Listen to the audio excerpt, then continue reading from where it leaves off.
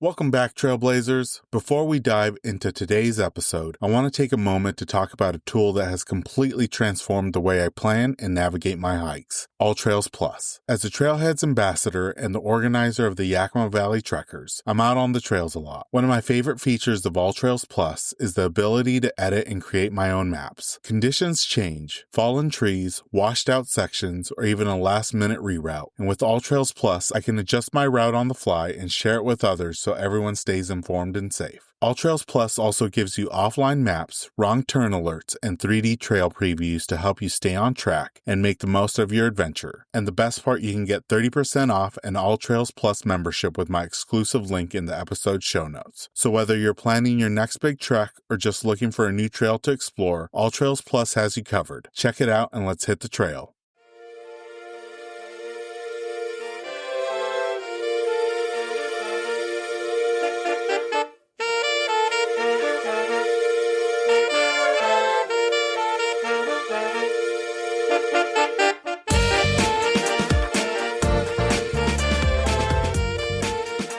Welcome to the season 13 of the Hikes and Mikes podcast. I'm your host, Ivan, and each week we're hitting the trail through conversations with extraordinary hikers from across the United States and beyond. Winter brings its own kind of magic to the outdoors. Quiet forests dusted in snow, frosty ridgelines glowing in soft morning light, and trails that ask us to slow down, bundle up, and move with intention. This season, I've had the privilege of sitting down with hikers whose stories reflect the same sense of resilience and wonder. From snow-covered summit pushes and cold weather camping lessons to mindful miles on peaceful winter trails, their voices remind us that adventure doesn't hibernate, it simply changes shape. So zip up your puffy, pour something warm into your mug, and get ready. Season 13 is here, and the conversations ahead are as bold, reflective, and inspiring as the winter landscape we love. In the special milestone episode of Hikes and Mikes, we're joined by Anastasia Allison, founder of Kula Cloth, outdoor educator, former Washington State Park Ranger, professional violinist, and one half of the musical Mountaineers. This conversation also marks a first for the podcast as our official video episode, now available on our YouTube channel alongside this audio release. Anastasia shares her deeply personal journey into the outdoors, reflecting on how hiking became a refuge during childhood bullying and how a life-changing road trip through the Western National Parks set the trajectory for her career. From her years serving as a law enforcement ranger on the Olympic Peninsula to serenading campers with her violin, Anastasia reveals how creativity, curiosity, and connection shaped her unconventional path. We dive into the unforgettable origin story of Kula Cloth, sparked by a memorable and hilarious Mount Baker mishap, and explore the fears, risks, and mindset shifts that led her to build one of the most recognizable pieces of leave no trace gear in the outdoor world.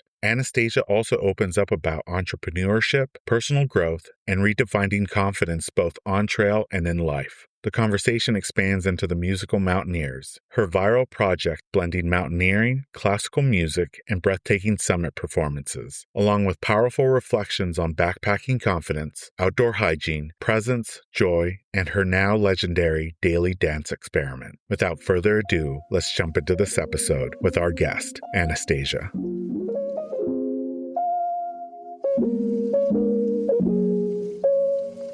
Welcome, everyone, to the latest episode of the Hikes and Mikes podcast. I have a really special guest with me today. A lot of you know her from her company, Kula Cloth, but she's going to be sharing about all her amazing experiences with the outdoors. Her name is Anastasia. Thank you so much for joining us on the podcast. We always like to start off by having our guests share a little bit about themselves and how they got started hiking. Yeah, so I'm Anastasia, and my first hike, I can't even remember when it was. Really young. I always felt called to the outdoors from a very, very young age. I was bullied when I was in middle school and sort of felt lost, like at school. And it was really outside that I kind of felt like I belonged. When I was 13 years old, my parents took me on a trip to all the national parks in the Western United States. I have to preface that by saying I lived in Pennsylvania at the time.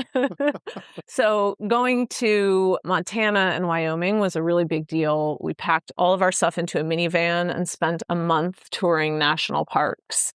And it was just this life-changing experience for me and solidified my love of hiking and the outdoors. I became a junior ranger in every single national park that we went to. And I started volunteering for the National Park Service when I was 12 years old. Oh. So it's been a huge part of my life since I was a pretty little kid.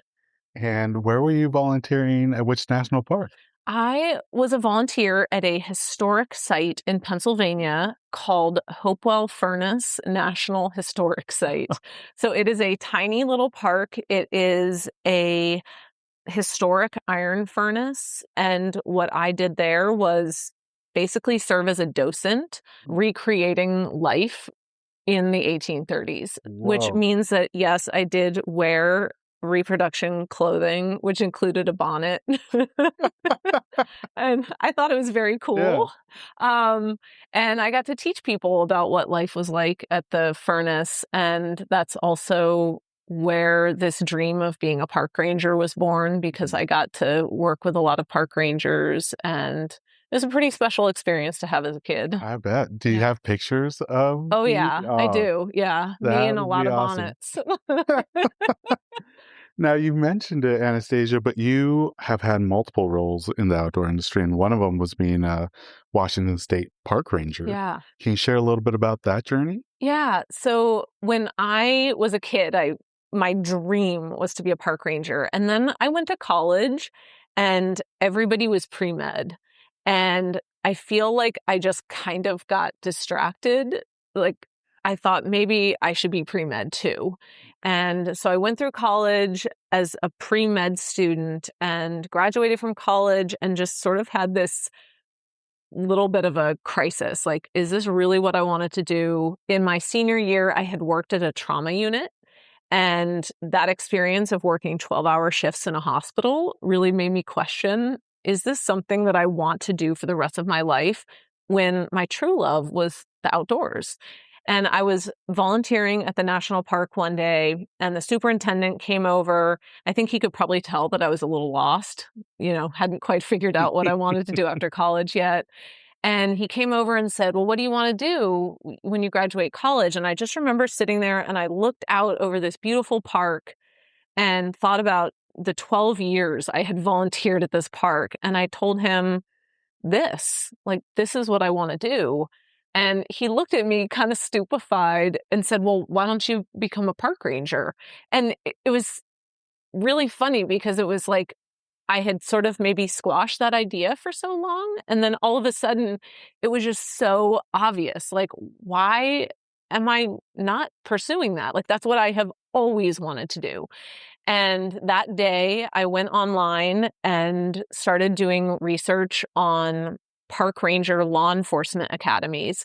At the time, this was pretty close to 9/11, and the National Park Service wasn't hiring a lot of interpretive rangers at that point. All the money and funding was in law enforcement. And so there are these essentially law enforcement academies around the country that will certify you to basically be a law enforcement park ranger. And I found one in Mount Vernon, Washington. And at the time, I was living with my parents in Maryland, and there is a Mount Vernon in Virginia outside of Washington, D.C. It's George Washington's home. And I remember thinking, oh, this is so convenient. It's so close. It's so close to home. And I had no idea. I applied for it and got accepted to a literal academy in Washington State, thinking, and I also have to preface it by saying that we did not have smartphones back in 2004 where I could have easily researched this.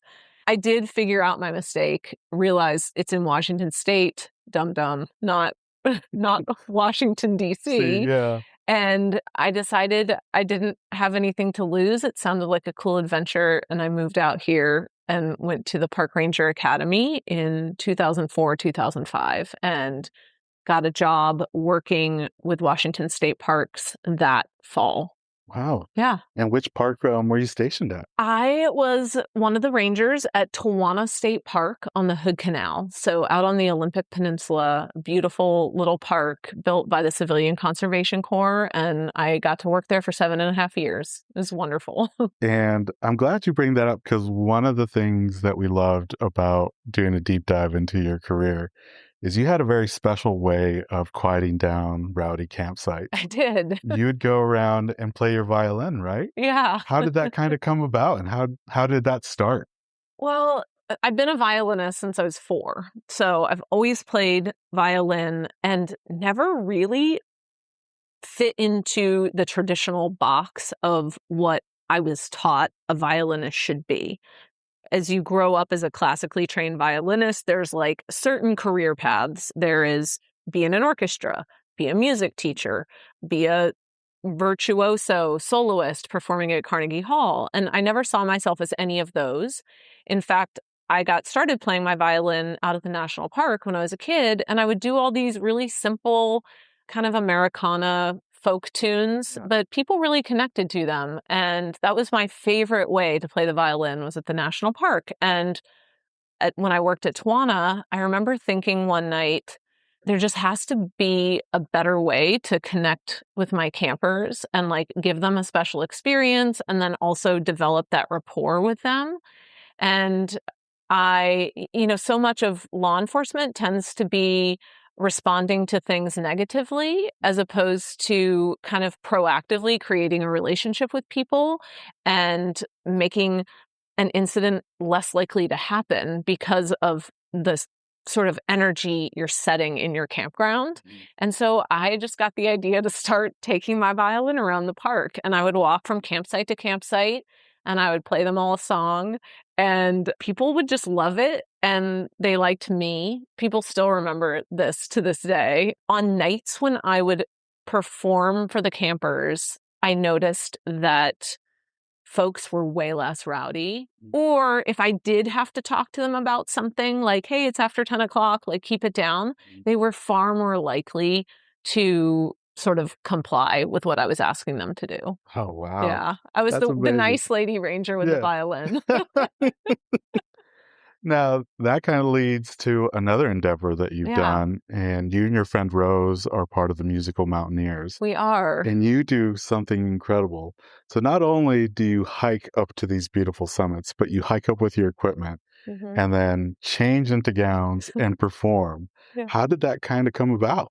I'll preface this by saying that I got laid off from my park ranger job in 2012 due to budget cuts. And then I ended up taking a job working for the railroad as a special agent, which is kind of a whole other story and also weird. But I had been doing that job for about 5.5 years and really felt like it was not where I belonged. I was sort of looking down the barrel of this 25-year career with the railroad. While I loved aspects of it, I had always felt a calling to do something in the outdoors, and I didn't know how to do it or like, how do you even get started, like making your own thing? And I sort of was going through, I guess I would call it an internal journey of self-discovery, really asking myself what I wanted to do. And somewhere in the midst of this, I got home really late at night, one night, 2 a.m, and I had this little vision pop into my head of me playing my violin on the summit of a mountain, which would combine 2 things that I loved very much, mountaineering and playing the violin. And I did the only logical thing that I could think of. I went on to Craigslist and like posted an ad for myself as a violinist who would go and play at elopements. And I remember thinking, this is it. Like, this is my ticket out of the railroad. I'm going to do it.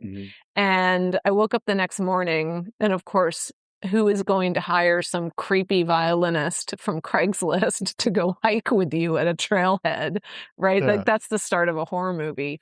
So I got no leads from this, but I feel like it planted a seed.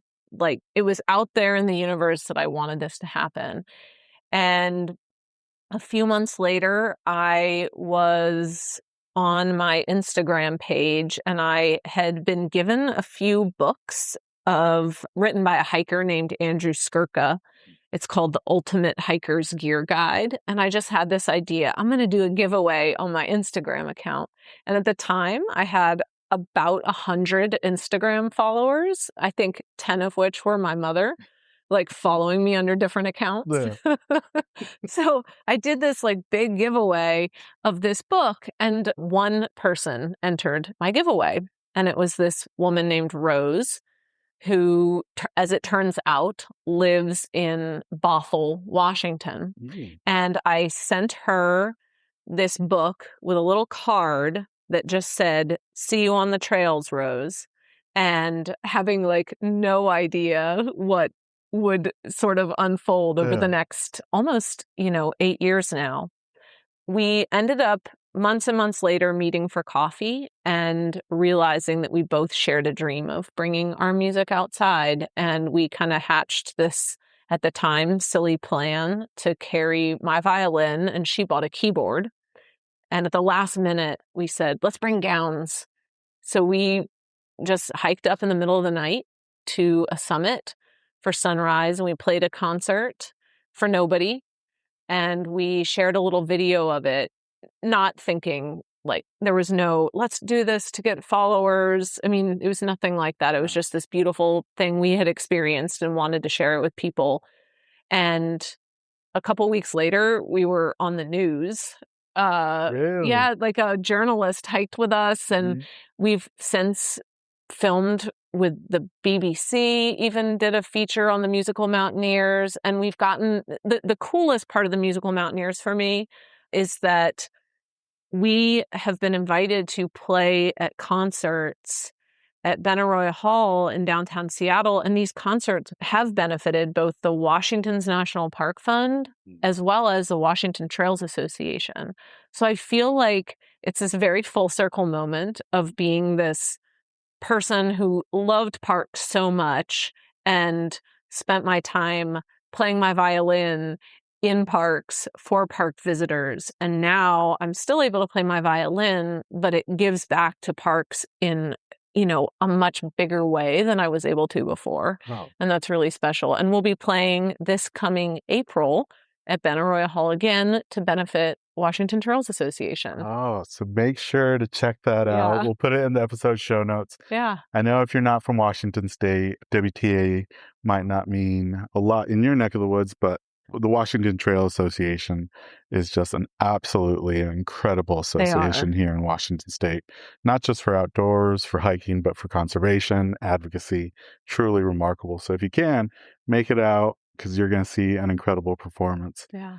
And I got to ask Anastasia, like doing it up on these summits with no crowd compared to doing it in a hall, how does that feel doing it out in just nature with no crowds, just in these beautiful landscapes? It's a very different experience. I love both of them equally. I think there's something really important and special about sharing music with other people. That's why we do it. And I mean, there's just a connection that you can feel. But there is something truly remarkable about playing music outside. And the best way that I can describe it is that when you play music outside in the wilderness specifically, and then there's no applause, there's this huge contrast between the music and the silence. Because when you're in a concert hall, the song ends and then that silence is just immediately filled by applause. And what I notice when we play outside is that the silence that follows the music is just as beautiful. And it's just a really sort of meditative and beautiful and special experience. Yeah, and I'm glad you're able to share those videos Yeah. because they're absolutely stunning. This is going to be a hard question because the Cascades is just beautiful up and down Washington and Oregon. But has there been a summit that still kind of is there in your mind from time to time? We did one in September, and it's actually the summit that we will be premiering the video of this experience in April at the concert. So when we perform at Benaroya Hall for these benefit concerts, what that performance looks like is Rose and I on stage performing live with a video behind us filmed by our good friend Mitch Pittman, who is a cinematographer. And it is stunning, stunning imagery of us actually performing. And the idea is to give the audience the feeling of being there. And so you're watching us actually perform, but then you're also like feeling this mountain experience. And the summit of Mount Pew, which we climbed in September with the instruments, it was probably one of the hardest we've done. It was about 5,300 feet of vertical elevation gain with a piano and a violin. And then the last summit block section includes a class 3 scramble. And so it was kind of technical and brutal, but it was just this, I don't know, it was just a really beautiful experience. At the end of the filming, Rose and I kind of walk out to this point, and we both just like stood out on this point and just sobbed. It was really, really a sweet experience. And so I'm excited that I will be able to share a little glimmer of that with folks in April. I love that. Yeah. And one thing I did want to ask is the violin, it's a smaller musical instrument, so they do have cases, but for the keyboard, how is that hauled up mountains? Yeah, Rose stuffs it in a backpack. So her backpack ends up being, it looks like 7 feet tall standing above her, but she has a stand that she disassembles. And so usually I'm carrying. We've gotten better over the years to try to balance out the weight because the keyboard and all of its supplies are heavier than the violin. And so usually I'm carrying the legs of the stand or some of the audio recording equipment. So I'll carry a bunch of extra stuff that Rose will give to me. But she has a big backpack that she literally stuffs a keyboard into. And it's really funny because walking down the trail, the folks, if we encounter other hikers, they can't see the keys if we're going downhill and they're coming uphill. They just see this gigantic black, thing sticking up out of her backpack. And most people guess that it's an iron, as if like that would be more normal. Right. Oh my goodness. So people will be like, "What are you carrying?" And we'll ask them to guess. And almost everybody is like, "An iron?" An iron? And I'm like, I guess it's no less normal than a keyboard. So. Oh my goodness, Yeah. that's incredible. Definitely check out the Musical Mountaineers Instagram. You won't be disappointed. Like we said, we'll put the concert date so people can check out and support WTA and Anastasia and Rose.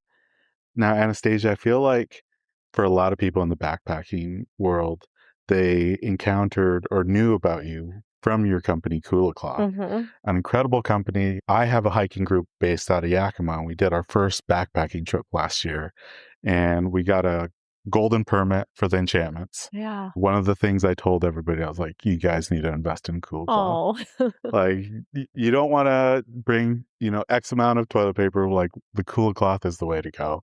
And with this research, like, the story behind it is incredible. Can you share with the listeners how it came from being an idea to then ultimately being a product? Yeah. I sort of have to start by admitting that I did not bring toilet paper on my very first backpacking trip because I did not know that I needed to bring toilet paper. I was a new park ranger with Washington State Parks, and there was a group of rangers that were going to go out on a backpacking trip. At least that's what they told me. Little did I know that this backpacking trip was actually to climb Mount Baker, which is a volcano. Wow. I had literally no business doing this trip, but I was sort of I was in that very dangerous phase of like not knowing enough to know that this was a dumb idea. And so I called the guy who's planning the trip. He was an experienced mountaineer. I called him and said, "Hey, what do I need to bring for this trip?" And he said, "Well, pack everything you normally pack for a backpacking trip and go to REI and rent crampons and an ice axe and all this other stuff." And I did not have the heart to tell this poor man, I don't know how to pack for a backpacking trip. And I was worried he would kick me off the trip. So I also was very uncomfortable asking a 60-something-year-old man, like, how do I poop and pee outside? And he never asked me the question about, like, do you have a hygiene plan, right? That was never brought up. And so in my mind, we're going out, quote unquote, camping, and there was going to be some sort of toilet facility. So imagine my surprise when we make it up to the Hog's Back on the side of Mount Baker. And I think it was about halfway through my mountain house lasagna that I started to realize I was going to have a serious problem. I had no toilet paper whatsoever. I ended up very shamefully stealing toilet paper from my tent mate. And when I say that, I don't mean figuratively stealing it. I mean, I waited until she was out of the tent. I went into her backpack furtively, dug through it, found shreds of toilet paper that I could use. And then, right, there's only so much toilet paper you can steal on a trip before somebody starts to notice, like, wait, where's all my toilet paper going? And it was such a distracting experience, right? I didn't go on that trip to sit around and worry about hygiene. I went on the trip to experience the mountains. I did end up climbing Mount Baker, unbelievably. It was amazing. It was a totally life-changing experience for me. I mean, just, I fell a hook, line, and sinker for mountains, but also realized that had I been more prepared, I would have gotten to have a better experience, like a more connected experience outside. And later on, as I became more and more fluent in backpacking and hiking knowledge and learned about how to handle my hygiene, I ended up having the opportunity to teach backpacking. So I started teaching a beginner backpacking course for women with a nonprofit here in Washington State called Washington Outdoor Women. And somewhere along the way, I was out on my own personal backpacking trip, and I kind of came around this tree at a beautiful, beautiful location called Robin Lakes. It's in the Alpine Lakes Wilderness, stunning spot. And there was just all this toilet paper everywhere, and it was gross. Yeah. I mean, frankly, it's just gross that it's out there, and it doesn't just vanish or disappear. And I went home from that trip and sat down on my computer and I did a quick Google search for leave no trace toilet paper options. And I ended up stumbling across an article where somebody mentions using a pea cloth. And my initial gut reaction was like, no, that is literally disgusting. Why would anybody ever wipe with a cloth? But because I was a backpacking instructor, I remember thinking, okay, before you just dismiss this as nuts, maybe you should test it. So I went out on a hike with this piece of blue microfiber, used it as a pea cloth, and just was shocked to discover that I loved it because I was not having to pack in and out a bunch of toilet paper for peeing. I never was the person who was leaving it on the ground, but also if you were somebody who's doing that, the temptation is no longer there because there is no toilet paper for peeing to be left on the ground. And it kept me feeling much cleaner and much more comfortable on the trip. And so I started teaching all my students about this pea cloth. Like, there are people who took backpacking with me more than a decade ago. And if you ask any of them what I was talking about, everybody's like, oh, I just remember you going on and on about the pea cloth. Little did I know, I feel like the universe just has such a funny sense of humor when it comes to going to the bathroom. And it was in 2015 or 2016, my husband and I were on a personal backpacking trip. We were in the Wind River Range, and I was taking a photograph of my pea cloth on my trekking pole as a joke. I was going to send this to a friend. Actually, I was going to make a whole set of greeting cards with it, but that's, I don't know what that says about me. I like that idea, though. Yeah. And I had this silly idea, and I'm down, like, getting the perfect shot, rule of thirds, everything with this pea cloth. And as I'm doing this, it was like this idea just appeared in my head, and it just said, why isn't that a real piece of gear? And it was like this instantaneous excitement about this. Oh, I bet if I could create something that felt more intentional, that maybe more people would be open to using it. And I got super excited about it. Yes, I'm going to do it. This is my ticket out of working for the railroad. And as all great ideas that we have on hikes do, I got home, started thinking about it, and was like, nope, this is dumb. Like, nobody would ever buy it. You don't know how to start a business. You don't have enough money to do this. And I basically like talked myself out of it before I could even get started. Yeah. And the idea, I think, just kind of sat there in waiting for me because I wasn't quite ready yet. And I had too many fears around what it was like to start a business and a company, and too many insecurities. And in January of 2017, my mom and my husband and I, we go on this beautiful snowshoe trip up to Stevens Pass here in the Washington Cascades. And we have this beautiful bluebird day. It was like 10 degrees out. It was so cold. It was gorgeous. And we're driving home from this perfect day of snowshoeing. And I'm driving our truck. And we're coming up and over Stevens Pass. And as we do, I must have hit some black ice. I don't recall seeing it at all. But the next thing I know, our car is just spinning across Highway 2. And the thing I remember seeing is just the blue cab of this semi truck, like coming right at us as we are like spinning into the other lane.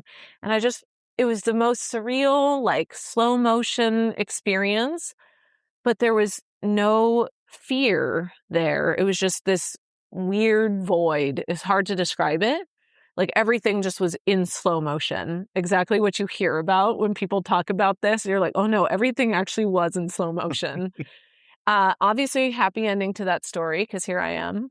But I kind of had a little bit of I don't want to call it a breakdown. Maybe it was the catalyst of letting go of a lot of limiting beliefs in my mind. That incident, I sort of looked at it and I was like, wait a second. I was facing my own mortality. There was no fear. And yet I look at my own life and all the stuff that I actually want to do and the ideas that excite me about the outdoors and this pea cloth idea I had and backpacking and I'm petrified to even go try these things. Is it possible that I am making this fear up? Like, if it doesn't exist in a moment of looking at the thing I'm supposed to be afraid of, why is it there when I'm looking at all of these other things? Like, what's the worst that could happen? My pea cloth business fails? Like, oh, well. Right. Like, worse things have happened in the world. And so after that incident, it was literally like a switch had been flipped. Within 2 weeks, I started an online hiking and backpacking Facebook group, teaching people about backpacking, just like for free. I just started this group and I ended up, it's like you get momentum going and then suddenly things start appearing. Like it was like I had waited my whole life for things to appear, but I wasn't doing any forward progress myself. And as soon as I started doing the forward progress, it's like, oh, the answers now they start showing up. And I got an offer to be a scout for Backpacker magazine. I started teaching backpacking classes. And then this idea for the pea cloth that I had previously squashed, it came back. Except this time, I wasn't afraid. And so I remember kind of even wondering what had stopped me to begin with, because I thought, okay, well, I don't know how to do any of this. Literally, I know nothing about product design, how to start a company. But guess what? I do know how to do is call somebody.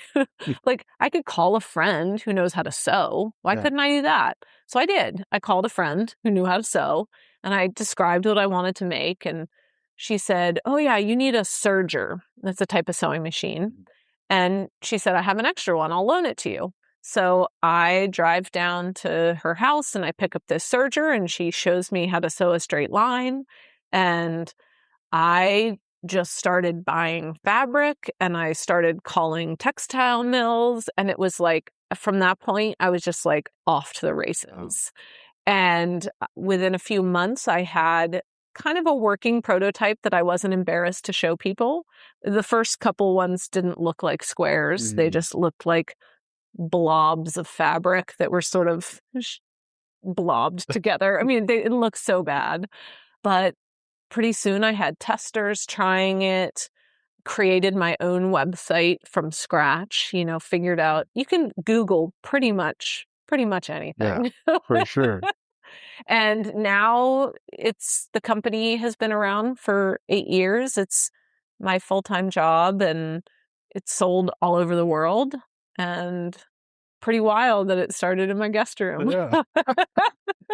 And what I love is that not only you, but also the community has fun with them, because some of the designs, we were talking earlier about the twat waffle. Yes. We have the crotch pot, Kula Cloth over there. How do some of these designs kind of get sparked? Yeah, the twat waffle is unbelievably popular. I mean, it's just, I love it because it is also such a conversation piece. It's funny, but within that humor, when you see somebody with a waffle hanging on their backpack, it just naturally invites a question, like, what is that? And then very organically, you get this conversation that happens between hikers about leave no trace and hygiene. And so immediately, it puts people at ease. The twat waffle was just a funny idea that I had years ago, and it has just sort of resurfaced throughout the years. We also feature designs that really just try to include, I think, humor and like lightening up of a topic that is sometimes taboo for people. So, I mean, I've made a kula with a bunch of asparagus on it before, and we always come up with something funny for April Fool's Day. I think this past year we did the couples kula, where it was like one side was for one person and one side was for the other. It's like the ultimate and ultralight shared Kula Cloth. So we just try to have fun with the designs, but most of the designs that we sell on our website now, actually, I take that back. All of our designs are created by artists, and we work closely with them to sort of create something beautiful. And then money from every sale is going back to the artist or to a nonprofit. Wow, I love that. Yeah, pretty cool. And Anastasia, are they printed here in Washington State? They're not all of them are. So we use 2 factories that we have used ever since the very first, the beginning of Kula. One factory is in Pennsylvania and the other's in Colorado. And both of them make different things. So some of our kulas are what we call our stock prints, which are sort of large repeating patterns printed on rolls of fabric. And then our artist series, if you look at those are more one-off designs where it's like a single painting, not just a repeating pattern. And those are printed in Colorado. We also have at our tiny office in Snohomish, we have a little Make a Kula station. So we have a small sublimator and a small heat press, which is how I'm able to make really kind of on the spot, funny, relevant designs. Yeah. And we offer custom designs on our website too. So if a person is getting a specific custom design for themselves, we make it in our shop in Snohomish. Wow. Yeah. And one thing you did at the beginning of this year, so we're recording this at the beginning of 2026, your first newsletter shared how the name Kula came to be. Yeah. Can you share a little bit about that? Sure. Jen? So when I first started the company, I mean, it was just a pea cloth, and I was talking to the trademark lawyer, and he's like, well, you can't trademark the name of the product. I mean, that would be like me trademarking television, because then nobody could use that, right? You can't trademark the function. You have to come up with a name. And very importantly, I wanted the name. I didn't want it to sound like a joke, because I had noticed that there was a lot of hygiene products out there that had very jokey names. And while I am all for humor and hygiene, I didn't want it to come across as like funny haha. I wanted it to sort of have more of a connected vibe to it. And naming your product's pretty important. And I was listening to a podcast interview with Sarah Blakely. She's the founder of Spanx. Mm-hmm. And she made a comment in the middle of the How I Built This podcast saying that when she was naming Spanx, she had heard that using a hard K sound makes something memorable. Mm. And I remember thinking, okay, Kleenex, Coca-Cola, Q-tip, this might be good advice. And I was sitting at my kitchen table and I just Googled mountains that start with K. And the very first mountain that popped up was a mountain in Bhutan called Kula Cloth. And I had been to Bhutan in 2011. It was like a life-changing hike for me. And so it sort of felt like a little bit of a sign. And then I Googled the word Kula, and I hadn't wanted to do something super cliche like, oh, just pick a word in another language and use it. But the word Kula, oddly enough, is a word that appears in, I think it was 58 different languages. It's like a very universal word. And the meanings were things like community, golden, school. It was all about connection and togetherness. And that was kind of the vision that I had for the product. Like if you were walking on a trail and you saw somebody else with a Kula, it would just be this instant connection. Like you could say something to that person and it wouldn't be weird. Mm-hmm. And so immediately I just knew in my heart, like, this is right. And I get stories to this day of people who are literally in another country and they will see somebody with a Kula Cloth and end up like making friends with somebody that they never would have met otherwise. It's pretty amazing. And I love that about the community that you're building, because you do have fun with it with, twat waffle, crotch pot. But I feel like when I first started off backpacking, it was a taboo subject on like, what do you do when you have to go to the bathroom out in the woods? And you've really kind of broken down that barrier by, speaking about hygiene in the outdoors. But one thing I loved is that on your YouTube, you also show how to use a Kula Cloth, because, you could see it, you understand what a pea cloth is, but until you kind of get an idea of how to properly use it. Yeah. How has that been navigating both, the fun of creating Kula Cloth and designs, but also getting people to have those discussions? I think it has come really naturally to me because of my time and experience being a ranger. I mean, that was really where my heart has been in stewardship, interpretation, like education. And I feel like that is always best done by sharing information so that people can become naturally and organically curious as opposed to shame. Like shaming people for their toilet paper is not going to gain compliance. It's kind of like me playing my violin for the campers. If I went into a campsite, with my hands on my hips and with an attitude, that often was far less likely to have that campsite agree to behave according to quiet hours than if I had a good rapport with them and they were able to kind of come to the conclusion that this was the best way for them to act on their own. Wow. And so I really feel like for me, it has come naturally. I've been teaching backpacking now for, oh my gosh, since 2008 maybe. And I've been doing Kula since 2018. So many, many years now of education, backpacking education, and specifically hygiene education. In addition to Kula, the product, we also created during COVID a Kula Academy, which is sort of a virtual school.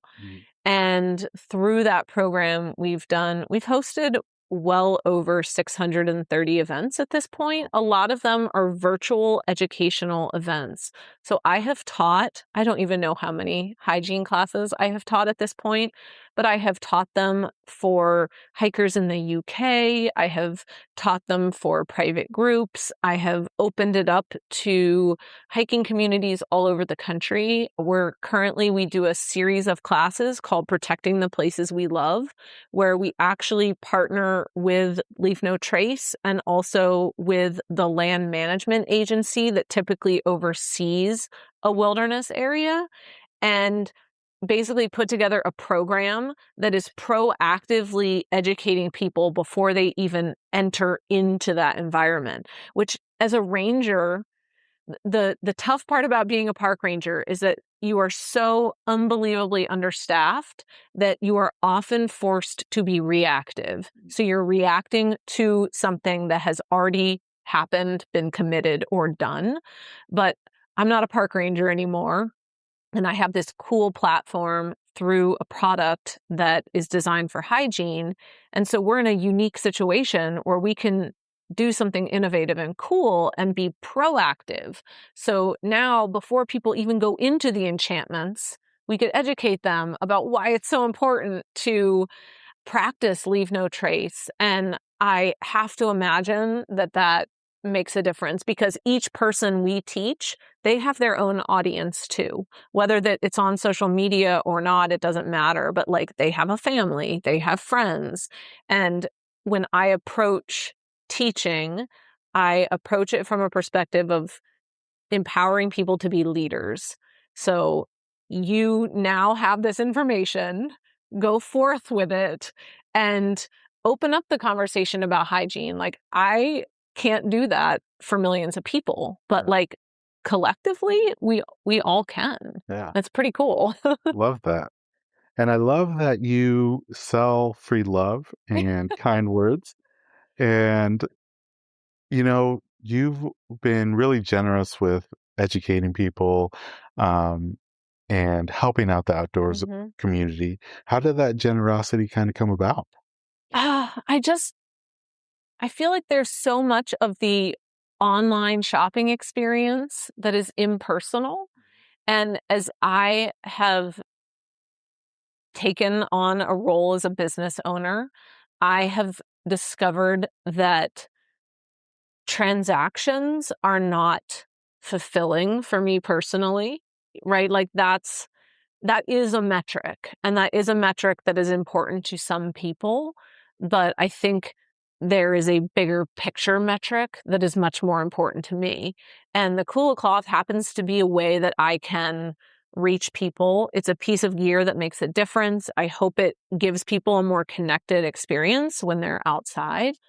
But I always am asking myself, what can I do that's different, outside the box, that's going to make this a special, unexpected experience? Like, yes, they came to my website, they want to buy a pea cloth, but can I surprise and delight them by giving them something like more love or more goodness and create a bigger ripple effect? And that's why we started selling love and kind words on our website. And if anybody wants to test it, you can literally go to the website, buy love and kind words, and you will get a letter in the mail from us. And it is a handwritten letter. We put a stamp on it.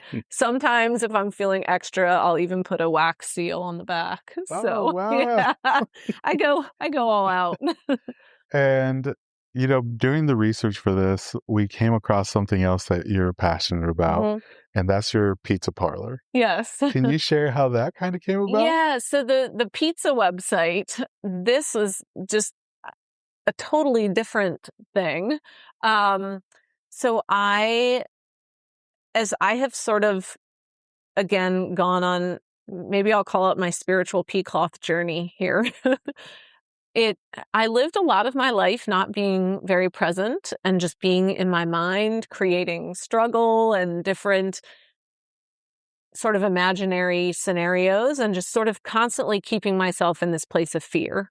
And part of creating Kula was kind of breaking out of that mentality and those limiting beliefs. And very early on in this process for me, I read a book called The Power of Now, which is by Eckhart Tolle. Yep. Amazing book. I've read it about 15 times, I think, at this point.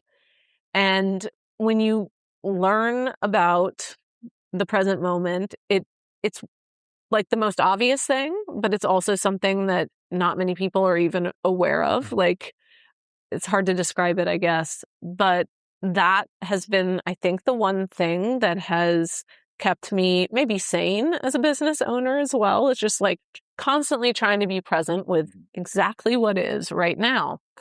And a few years ago, I had a watch that was broken. And my husband was actually trying to fix it. And in the midst of fixing it, it broke even further until it became unfixable. And he sort of jokingly told me, I said, well, what should I do with this watch? I felt bad throwing it in the trash. Mm-hmm. And he said, well, just write the word now on it and wear it. And I just imagined myself like looking at my watch and seeing, oh, now, like it's really the only time it ever is. Yeah. And I had done some acrylic work as a kid. And I just instantly had this idea. I was like, oh, I could upcycle these sort of scrap watches and put the word now in them. And so I just started making them, not with any intent to like sell them or anything, but I've made now over, I think it's well over like 100 watches, and I make all of them myself. And it's kind of a ridiculous endeavor. It takes about a week to sort of like make one watch, disassemble, paint it, set all the acrylic. But it is really just like sort of a beautiful process. And so I started this little website really because I don't need 100 watches. Mm-hmm. And people started asking me for them. So I put them up on the website, and I decided that as part of the website, I had bought this ridiculous domain name, palm.pizza. And I said, I bought this ridiculous website, palm.pizza, that I didn't know what to do with. And I thought, okay, well, I'll use Palm Pizza for the watches. Mm-hmm.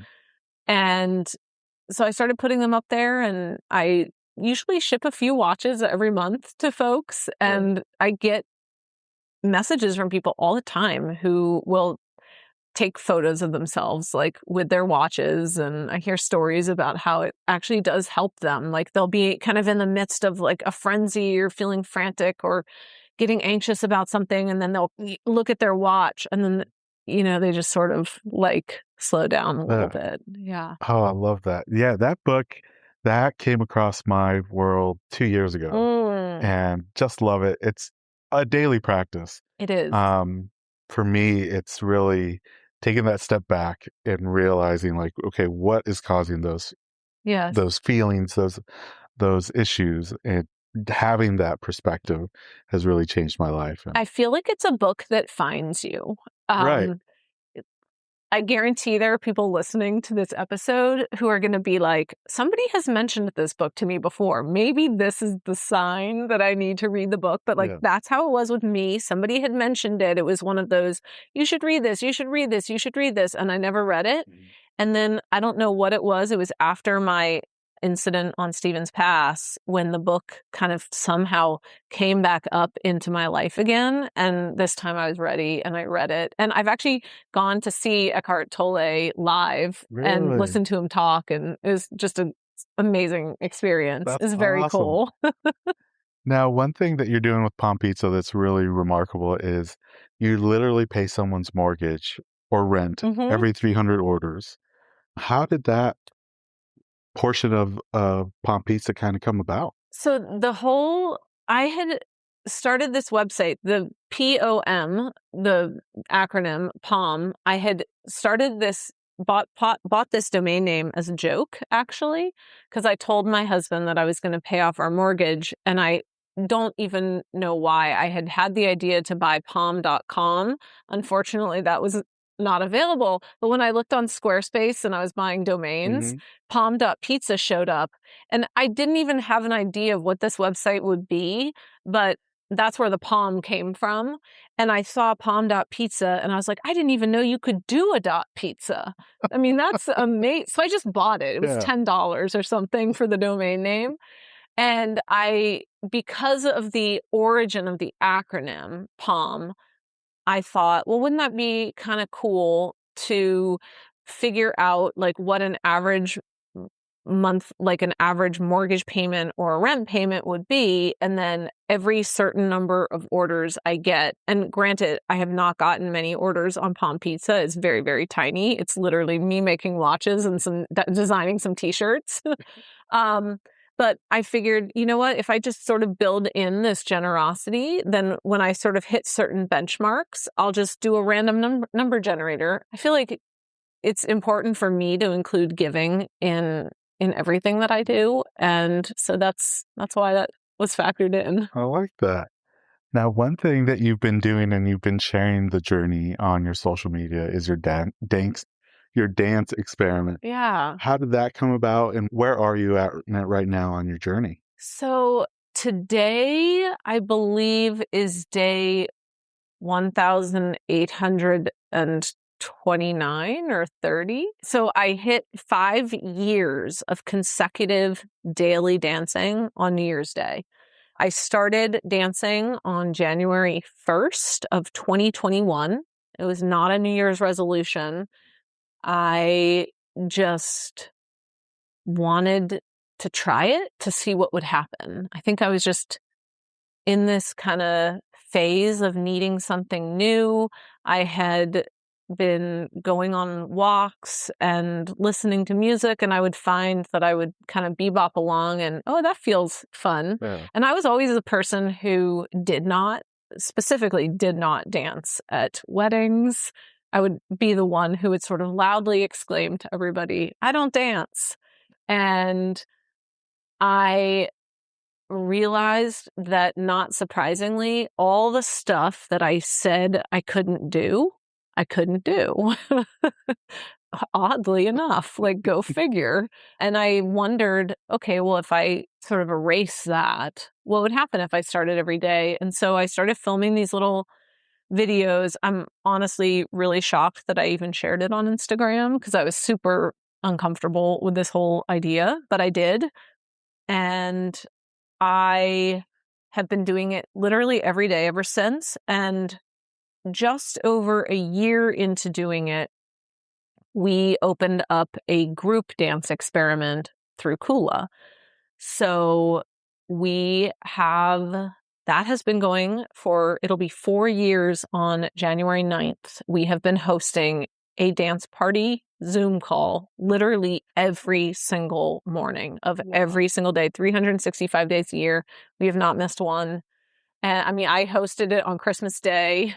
And we have a community, a very vibrant community of people who get together every single morning to dance just a little bit. And it is a really beautiful thing. Like, people have danced through really difficult times in their life, through really fun times, but it sort of includes the multitudes of life. Like, the realization that I had is that every day of life deserves dancing, no matter what that day includes. And how can we sort of include that into every single day? And it's been a fun experiment. Wow. It will continue. I've set a goal for myself of at least 19,000 days because I think that puts me in my 90s. So I love that. That's a good record that you go after. Somebody did tell me that they think that I hold the world record for number of daily days of consecutive dancing. I have no way to prove it, but there you go. Literally no way to prove it. I have not recorded it every single day. So, and I'm not doing it for a record. It's just for me. Yeah. Love that. Now, Anastasia, you've were able to share some incredible journeys that you and your husband have Mm-hmm. had, not just here in the Pacific Northwest, but elsewhere in the world. You've done some amazing hikes like the Wind River Range. Mm-hmm. You've gone abroad. How have those moments both challenged you, but also helped you grow in your backpacking journey? Mm. I think just seeing different places and experiencing different environments, it tests your resolve. It shows you where there are areas for improvement. I mean, backpacking through Canyonlands is an entirely different experience than backpacking in the North Cascades, because in the North Cascades, you never have to worry about water, Hmm. but in Canyonlands, you do. And so you quickly learn that there are ways that you can improve what you're carrying, lighten your load, look for ways to make it more comfortable. But I mean, I've had the opportunity to backpack and hike all over the world. I've gone across the Patagonian ice cap, and I've trekked in Bhutan. And I think physically it is always a challenge. And I don't know, I guess always come back feeling like I've learned something new, not just about the gear itself, but about myself. And I think that's important too, that the more connected and, we were talking about being present, but like the more connected and present you are on a trip, the more you will receive from that experience. Mm. And there was a time in my life when I was not very connected and present on backpacking trips. It was almost like they were a form of escapism for me. Just sort of, if I didn't have a trip planned, I would sort of be panicked and not know what to do. And I look back on those moments and realize that in the actual moment of the backpacking trip itself, I was not even enjoying myself. I was already worried about what my next trip was going to be. And so I think ultimately backpacking has pushed me towards being more present with where I am, whether that's out on a trail or just walking in my neighborhood, looking for the ordinary magic that's sort of around me all the time. I love that. Yeah. And you were able to share about an incredible journey that you and your husband did in the Himalayas. Mm-hmm. You're also a motorcycle enthusiast. Yeah, And I think it was an 800-mile trip. we You did. reached like 17,000 feet plus of elevation. Mm-hmm.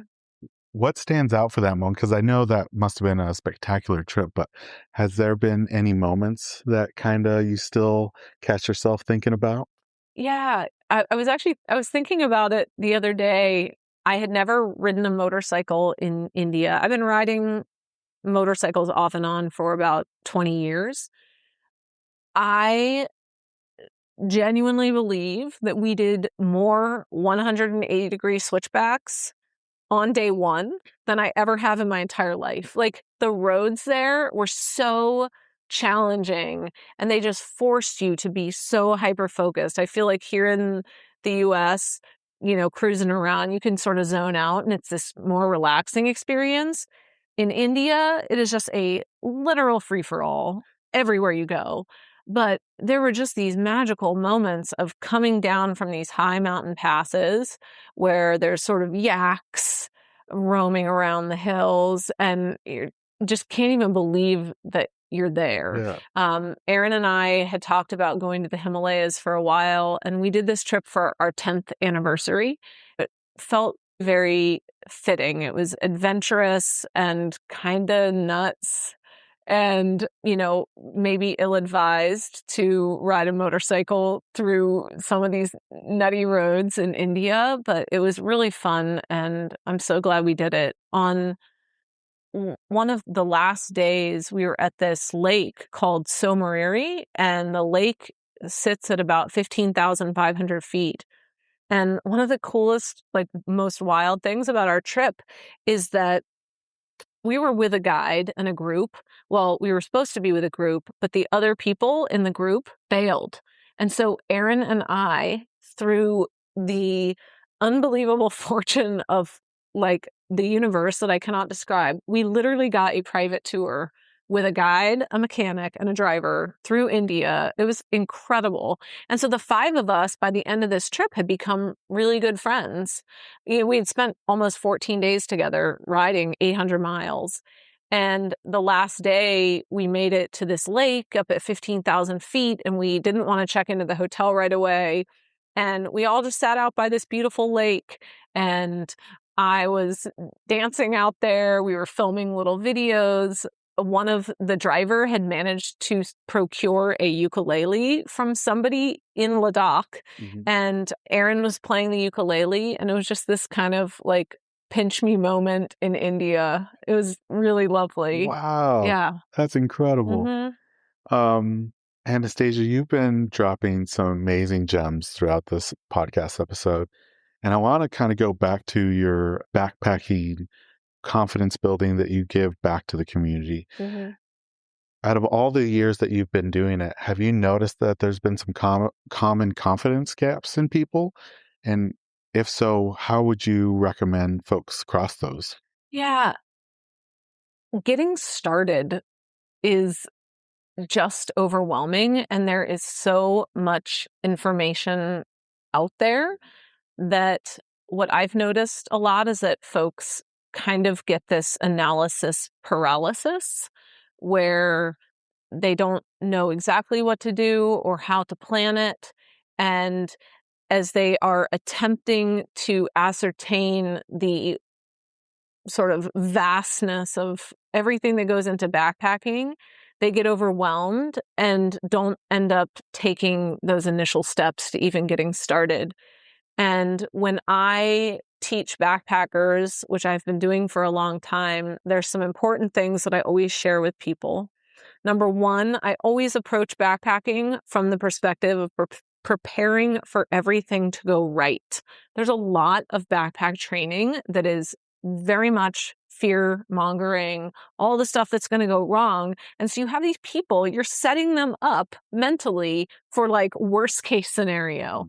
And I have always taken the opposite approach of like, let's look at this and really plan and prepare for things to go right. And when you actually break backpacking down to its core, like, and you look at it, it's pretty simple. It's walking, it is eating, it's pooping and peeing, it's drinking water, and it's sleeping and breathing. And so like we all know how to do those things on some level. You know, there's differing ability levels fitness-wise, and there's factors that need to be considered when you're planning a trip. But if you realize that like you already have, by virtue of being a human, you have the basic skills to get out there, that can take some of the weight off and hopefully empower folks to be like, okay, I don't need to know all the answers right away, but what's one little step that I can do right now? And there are so many folks out there who teach classes on how to get started in backpacking.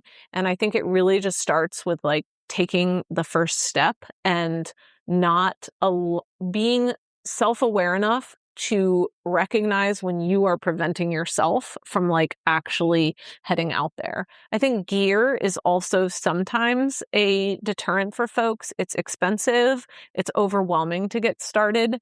Because of my opportunity that I had testing gear with Backpacker Magazine, I have accumulated a literal mass of gear.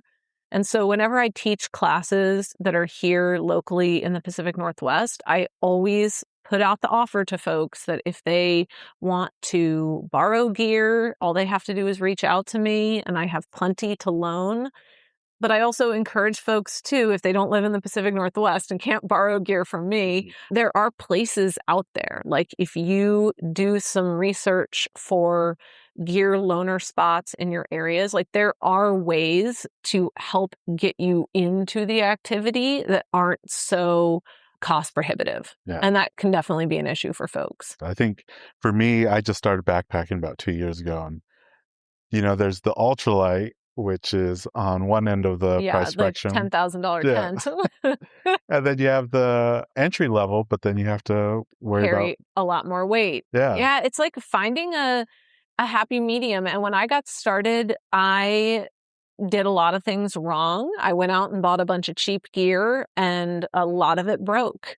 And then I had to go back and spend more money than I would have spent had I just bought the better gear to begin with. Right. And so there has definitely been a learning curve. The other thing is that as you get better and better at backpacking and you go on all these experiences, you start to see, what do I actually need? What do I actually want? Like, there's dumb stuff that I have carried before. Like, I did not need to bring a kitchen sink. I did not need a foldable sink, but early on it was like, if something said backpacking on it, I bought it. My 12 egg holder has yet to be hauled on a backpacking trip. Oh, yeah. I think for me, it was the multi-tool because I was like, oh, well, I want a Leatherman because that's the ultimate multi-tool. Mhm. And I ended up buying, I think it was the Signal. It's heavy, it's bulky. Yeah. I don't think I've ever used it Yeah. once. Right? Like Yeah. now I carry, a knife is important to have, but like I carry this tiny little thing Yeah. that is practically miniature. Right. And I don't think I've maybe used it to cut blister tape or something. Yeah. I think maybe that's the only thing I've used Yeah. is the little scissors to cut blister tape. Yeah. Meanwhile, you've got a set of pliers and Right. just in case. Just in case. Oh, well, Anastasia, it's been awesome speaking with you. These last couple questions are questions we like to ask all our guests. Okay. We like to do a deep dive on this podcast on our guest Instagram accounts and ask them about a specific post or reel. And we had to ask you about Creepy Cat because it's not on Kula Cloth anymore. It's also on t-shirts, beanies. It's a thing. Yeah. How did Creepy Cat come to be? Creepy Cat was a meme that I discovered on a day when we weren't really sure what to post. And I had seen this picture of a Victorian cat wearing pajamas. And I don't even know the story behind the original photograph. It looks like potentially a taxidermied cat wearing PJs, like Victorian attire. And I think we captioned it something like, the look on your friend's face when they grab your Kula Cloth and ask what it is. And it just went crazy. People loved this meme so much. And the next day, because people loved it so much the first day, I thought, oh, we should just post the cat again. Because first off, you don't just post the same thing multiple days in a row on Instagram, because some people, not clearly not the Kula Instagram, but some people are concerned about the aesthetics of their feed. We were not. So we post the cat a second day and people thought it was hilarious again. And then now we were committed to the bit and we post the cat again for a third day. And then it was just like took on a life of its own. We started posting the cat every day. And it almost got to the point where we couldn't post anything without the cat in it. There was people who were mad, like they were like, get rid of this dumb cat. I actually dressed up in the costume at one point. My UPS driver literally sewed me a Creepy Cat costume. It just took on a life of its own. We printed it onto Kula Cloth. We actually ended up giving all that money to a charity. We printed the cat. People wanted the cat on everything. The artist that has worked with me for all of the time that I've run Kula, her name is Amanda. She's incredibly talented, and she painted us our own version of the Creepy Cat. The original Creepy Cat was like some old photo I had found online, but we needed our own Creepy Cat if this was going to continue. And so, and I love the Creepy Cat because I feel like in some way it can represent all of us. It's not specifically female or male. It is this cat in pajamas. And so, like, everybody can identify with the cat in pajamas, at least in some way. Yeah. Even if they hate it, they're like, well, I at least feel something about it. And it also, for me at least, has been a really great reminder of the power of following the ideas that are kind of silly and just come out of the blue. Like that cat, to this day, we get serious mileage out of that cat. I mean, the cat appears in all of our stickers. People still ask us about that cat. I mean, I have sold pants, Kulas, shirts, everything. People love the cat. And I mean, I just think if I had talked myself out of doing that, I would have missed out on this silly, Yeah. beautiful, Iconic. it is an iconic cat. Yeah. Oh my goodness. Shout out creepy cat. Yeah. Now, this next one, Anastasia, is about regular hiking routines or maybe backpacking routines. For a lot of us, it's just packing a simple favorite snack or meal. Mm-hmm. For others, it's a celebratory meal afterwards. For others, it's just a moment of zen. Is there a regular summit or end of the hike routine that you like to do? I make a gigantic cookie that I usually bring on backpacking trips. And this is a cookie that does not abide by any ultralight practices whatsoever. I mean, these are at points have been like 9-ounce cookies. I'm self-proclaimed chocolate chip cookie addict, and I've been working for years on perfecting the recipe. It's literally on the Kula Cloth website because I'm that passionate about this cookie. And so I will usually pre-hike bake these cookies, wrap them in foil, and then carry them in my food bag. And on the first, if it's a 2-night trip, I'd probably bring 2 of them so that I can have one each night. But I don't know, just having something that's not dehydrated, even if it is a cookie, it feels special. I love that.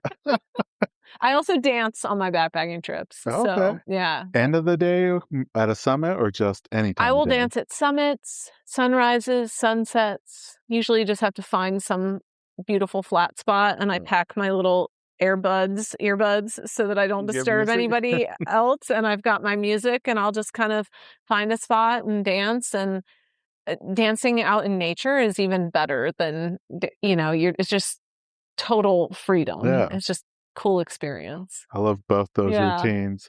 Definitely have to borrow the cookie because I've been trying to up my summit snack, whether it's cookie, cake has been a big thing lately, instead of just, trail mix or something dehydrated. Yeah, you got to go with the cookie. Yeah. Now, Anastasia, you've been able to test out loads of gear. This next question is about luxury items. Is there a regular luxury item that you like to pack on your trips? Yes, I can think of 2. I will oftentimes bring a pair of Crocs to wear at camp, which I know ultralight hikers would be like, no, don't bring it, or, I'll just tape a piece of foam to the bottom of my foot or something like that. I like the Crocs. I like having something comfortable to change into. And then I also discovered a product a few years ago. Well, maybe it kind of discovered me. It is a product called the Pillow Strap, and it is a specific a pillow holder. One of my big pain points when backpacking is that my pillow is constantly sliding off of my pad, and I don't like to put the pillow in my sleeping bag because I like to basically be as sort of cocooned in there as possible. And I invariably wake up in the middle of the night and my pillow is sort of taken a nosedive off the edge. And many years ago, in the very early days of Kula, I had 2 customers of mine, a guy named Brian and his partner Rita, and they had ordered a Kula Cloth from me, and the snap had failed on it. We had a bad batch of snaps in the very early days, and I had gone back and forth with them over email. Their replacement got lost in the mail. So it was obviously meant that we were supposed to interact in some way. I eventually ended up getting them the Kula, and then I gave them a bonus Kula, and we sort of became email friends. Fast forward a few years, and Brian writes to me, and he tells me that he and Rita during COVID had this idea for a product called Pillow Strap, and they started this company. And it is literally a little sleeve you put your camping pillow in, and then you sort of snap it to your pad. And it was one of those products where the first time I heard about it, I was like, well, that's a slick idea, but I don't know if it's going to make that big of a difference. Oh my gosh. Until I used it and my pillow stayed in place and I actually slept all night. And sleep is a thing in the backcountry that weighs nothing and makes a huge difference. I am not the person who would be sleeping on a tiny foam pad. Like, I need an actual sleeping pad. So the pillow strap is, I don't even know if I would call it a luxury item. I feel like ultralight backpackers might, but I like it so much that we actually created a creepy cat print, and we're releasing a custom creepy cat pillow strap. So if you want to sleep with creepy cat under your head and like a little pica nestled on a crescent moon. It's beautiful art. I think those will be coming sometime in the spring. So, can't wait. Yeah. Because I joined the pillow strap community this last summer. Yeah. Because I had the same issue where I tried different pillows, even the ones that had the grip that's supposed to keep them in place. They just slide out. And then there'd be points where it's like 3:00 in the morning. I'm like, I'm just going to use my down jacket as my pillow. Well, and I feel like the sleep systems in backpacking have kind of done this slingshot effect where for years everybody was going super ultralight. And I mean, I even have one of those pads where you lay on it and you just move like the slightest amount and it's like, and like you can't sleep. And people weren't, they were talking about the value of carrying less. But if you are so exhausted because you have gotten 1 hour of sleep, the ounce savings is pointless. And so I feel like we've kind of now bounced back a little bit to a more normal sort of sleeping pad arrangement where sleeping pads are getting quieter. Maybe the technology is getting better and people are putting more of a value on like, oh, actually getting sleep when I'm in the backcountry does serve a purpose. For sure. I can't wait for Creepy Cat the pillow strap. I'm going to be right there, opening day, putting my order in. Now, this last one, Anastasia, is, we're recording this at the very beginning of 2026. There's still a whole year ahead of us. Yeah. But is there anything exciting on the horizon, not just for you, but also for Kula Cloth that we can expect? Well, the pillow strap is exciting. We have been working really hard to improve. So this is the Kula side of things. We've been working really hard to improve our fabric. We've also reconfigured our snap machines to have a more user-friendly snap configuration. So now the snapping the Kula to your backpack and snapping the Kula closed are going to be independent of each other, which is something that we have been asked for by the Kula community for a long time. And it required us to kind of edit some of these automatic machines to do that. But that is going to be rolling out. So that is exciting. We are going to be expanding into some cool retailers up in Canada, which is pretty exciting for me. I had to have our packaging translated into French, which is another thing that I didn't know how to do that I figured out. Google again. Right. So all of those things are exciting. I look forward to just working with new artists and seeing what happens. I've designed a pair of shorts that I want to actually get into production. And yeah, I feel like I'm a very go with the flow person, and I love kind of watching the evolution of where we're going to end up. So all of that stuff is fun and exciting for me to think about. Personally, I know that last year was a ton of travel for Aaron and I, and I'll preface that by saying that when you run a business that sells an actual physical product, it does sort of tie you to a location because I have a warehouse and I have employees and this responsibility to sort of show up and help out. It's funny, you start an outdoor gear company and you think, oh, wow, I'll be able to spend all this time outside. And I spend less time outside.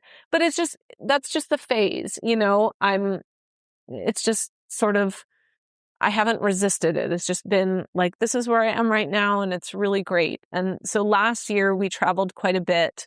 And so this year we don't have any plans to go away for like long periods of time, like India. But I know we're looking forward to doing little motorcycle adventures. That has been easier for us than backpacking, because the packing for backpacking is quite involved. And motorcycling, it's a little bit easier. Just throw some stuff into a little bag, attach it to the back of the motorcycle, and then go to an Airbnb. But it still feels like a cool adventure. So I know we'd like to do the Cascade Loop again. We've ridden that once before. And so we'll probably do some motorcycle adventuring. Nice. Yeah. And is that Cascade Loop, do you do it in multiple days? Yeah, so we did that in 4 days before. So we rode to Winthrop. We spent a day just kind of doing a loop from within Winthrop, and then we went to Leavenworth, Washington, and then back over to our house. It was a beautiful ride. I can imagine. Yeah. Oh, well, Anastasia, this is the last section of the podcast. Okay. And these are some of our favorite things to ask our guests. Okay. It's a series of this or that questions, but they're all related to the outdoors. Okay. You're more than welcome to say both or neither. Okay. And feel free to elaborate on your choice. Okay. But the first one is, if you had to choose, would you choose ascending or descending on hikes? Ascending. Okay. 100%.